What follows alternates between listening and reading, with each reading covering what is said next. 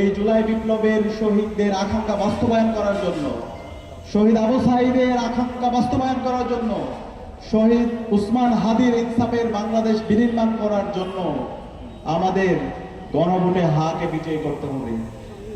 এই গণভোটে হা মানে হলো ইনসাফ, এই গণভোটে হা মানে হলো আজাদি, এই গণভোটে হা মানে হলো 28 অক্টোবর লগি বইটা দিয়ে দিনে দুপুরে আমাদের যে ভাইদেরকে হত্যা করেছে তার বিচার করা। এই হা মানে হলো শহীদ শরীফ উসমান হাদি হত্যার বিচার।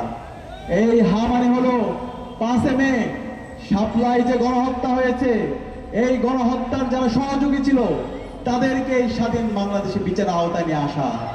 আর কখনো যেন আলেম ওলামার উপর হত্যা না হয়, আর কখনো যেন দেশপ্রেমিক নাগরিকদেরকে বিচারিক হত্যাকাণ্ডের মাধ্যমে হত্যা করা না হয়, তার পথ বন্ধ করা।